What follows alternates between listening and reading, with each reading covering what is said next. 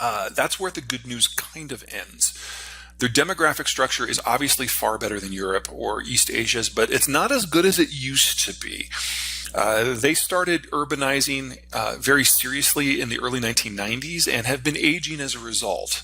So actually, Mexico has a significantly healthier demographic structure now. But more importantly, the infrastructure and the political infrastructure in India is poor, and it's difficult to integrate among the cities and among the regions. So as we lose Chinese manufacturing, countries around the world are going to pick up pieces of that to service their own markets. India is part of that story, but India will never rely on other countries politically, and honestly, it can't economically, for participating in a multi-country supply chain systems like we're familiar with in Europe and in North America. India will produce things for Indians. And when you're producing things for 1.5 billion people, that is a global story. But India will not be trading with hardly anyone as part of that story. I think Brazil has had its moment. Brazil's infrastructure is really difficult because it's built basically on imagine Brazil as a table, but two of the legs have been knocked out. Unfortunately, the high end is on the coast. So the cities on the edge can access the interior, but it's very hard for them to get to the water. And that's why Sao Paulo is the biggest one, because it's on top of the plateau and it has a little bit more room to expand. That makes it very difficult for Brazil to integrate with anyone, even Argentina.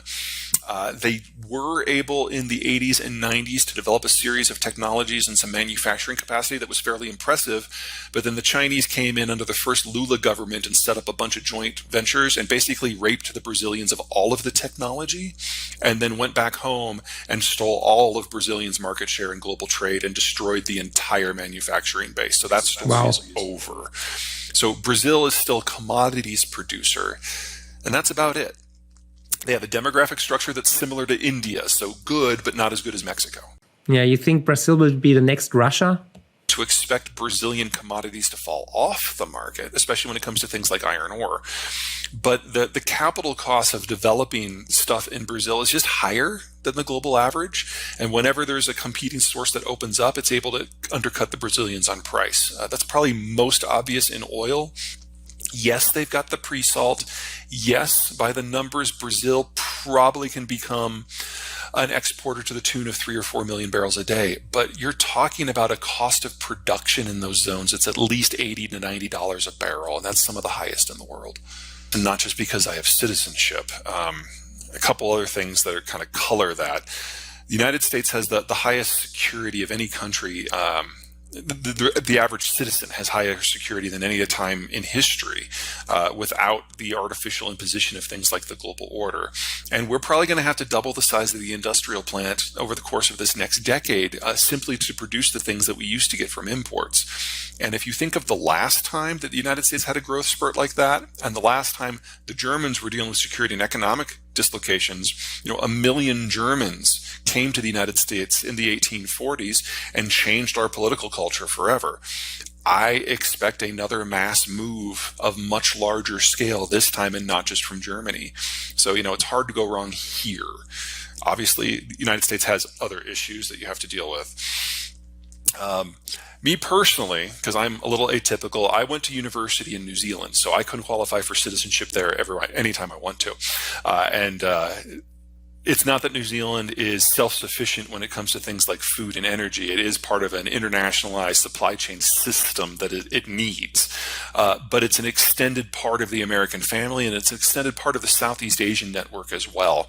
So it is heavily exposed to both of the two big growth poles of the future.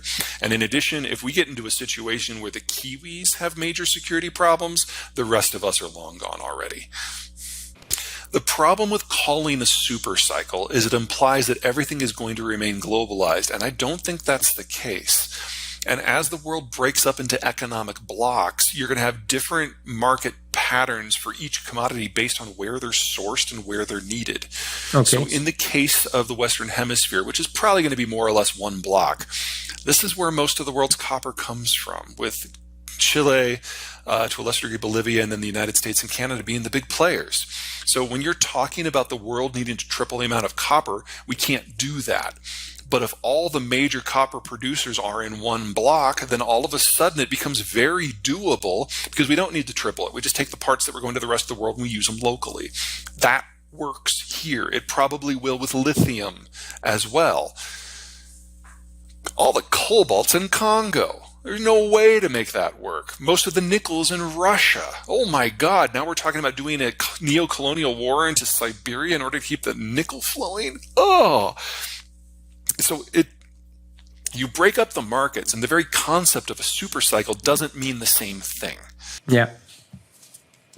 Months where, like, say, the Swedes actually drop the information they've got, and the Europeans just completely stop all oil and natural gas that is flowing west from Russia. I'm not just saying stop using, stop the flows, because that's where this leads. Energy prices globally skyrocket.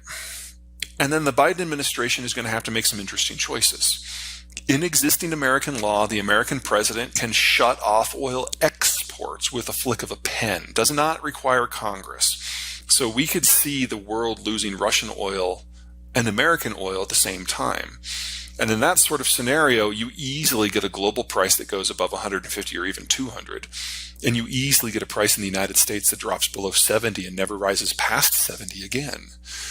Again, we're not in a single market anymore, and commodities have yet to reflect that. But that would mean... From a global point of view, a global recession is already hardwired in. The IMF actually expects the lowest growth that we have seen since at least the 1980s for the next decade. That it does not take into account demographic decay. That does not take into account a Russia war that goes to its logical conclusion one way or another. So the best case scenario for the world as a whole is roughly 0% growth for the next 10 years. It does not take a lot to take a 0% growth story into recessionary territory. We all need to just kind of pencil that in. But 0 or below on average is not the same as 0 everywhere. In the case of the United States, we need to double the size of the industrial plant. That's highly inflationary, but that's a massive growth story. So I buy American stocks right now. Yeah, well, one of the things to keep in mind is as the baby boomers are leaving the market because they're all retiring and cashing in their investments, in a couple of years, we're going to be in an environment where if you have capital, that's going to be very valuable. And we're nearing an interesting entry point into the financial markets that can maintain liquidity.